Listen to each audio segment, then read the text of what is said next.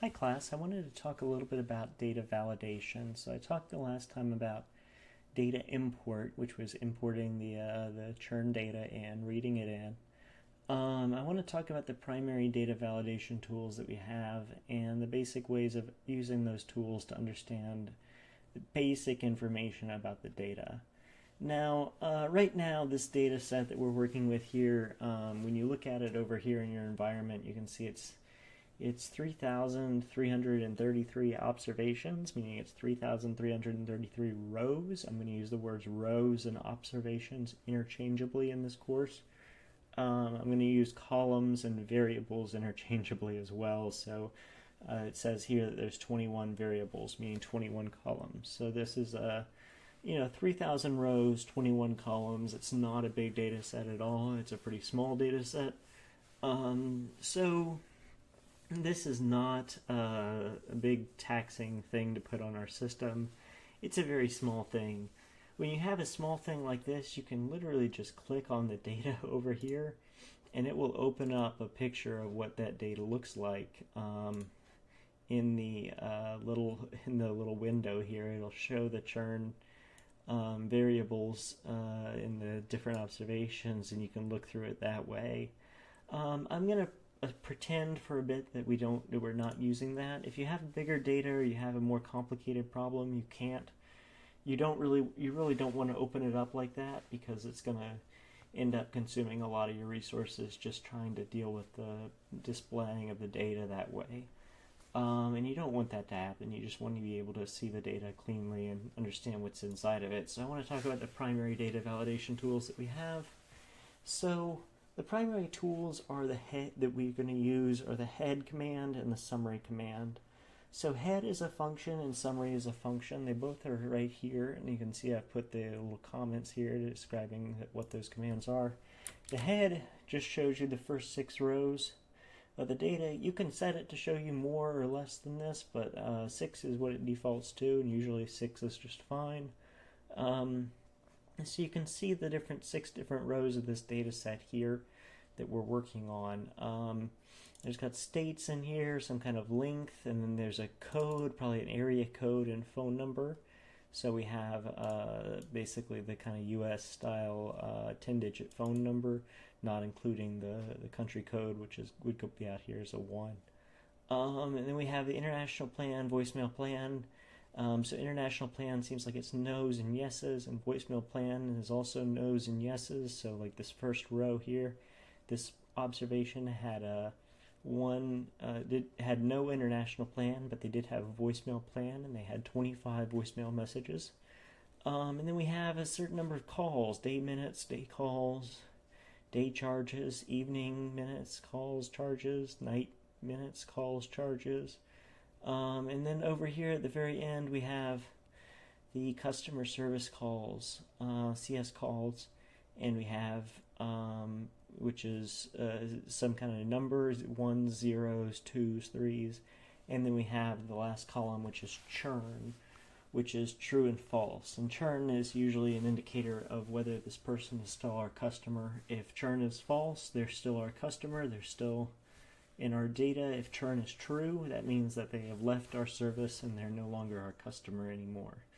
So churn is one of the variables that we're going to be looking at, trying to understand and trying to get a better sense of what's there. So that's the overall way that the head command works. Once you've got the head command, the summary command is also extremely helpful. So summary just provides summary statistics for each of the variables. So for something like state, it doesn't provide something very interesting. It just says there's 3,333 of these states listed. Not that there are that many states, but that there are observations for that many different variables. So for that many different observations. So there's the 3,333 different observations, and it says it's a class character, so it's a string.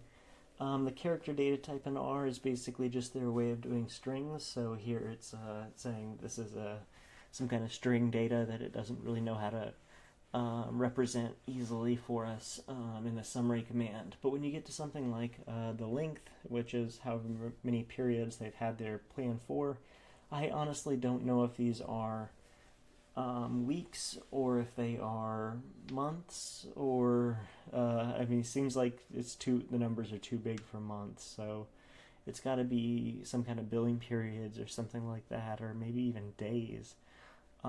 It's not really clear what the length variable is, but what I can tell you are the summary statistics about it. So I know it has a minimum of 1 and a maximum of 243. It's integer valued, it looks like, and it's got its mean is right about a 101, and its median is right about 101 as well. So that's the way that variable is distributed, and we can understand that really clearly from the summary command. Other basic data validation tools. Sometimes if you're working on something and you've got an object stored, or you get an object from a particular function or something like that, you might just wonder, what is the data itself? What is this object itself? I use this sometimes when I'm working on a student's machine and they've pulled the data in, and I don't know whether they use data tables or data frames or something like that, so I ask for the class of the data. So class tells you that this churn variable is a data table and it's a data frame. We've already talked about the head command. You can do head of churn and get the first 6 rows. You can do head comma 5 and get the first 5 rows. And then you can do the tail as well, so you can get the tail to see the bottom of the data. This becomes particularly important when you've read some data in and you don't know if the bottom of the data is good or bad. For instance, if you're reading data in from the St. Louis Federal Reserve, they put a little copyright statement at the bottom of all their data. So the last 3 rows of the data are just a couple of blank lines and a copyright statement, which is not good data. So usually I want to remove those rows. So the tail command will tell me if I have a little copyright statement at the bottom. So here we don't see any copyright statements. It looks like the data is good. It goes all the way to the bottom here. Everything is working. We already saw a summary. Names tells you the different column names. This is particularly useful when you're trying to change the column names, because you can change the column names using the stuff that's in the names of the data. So this is going to be helpful later when we go to change column names around and do things like that, but I'll talk about that when we get to it. In row is going to tell you how many rows there are in the data, and in col is going to tell you how many columns there are. Those are your basic data validation techniques. I hope this is helpful. Thanks.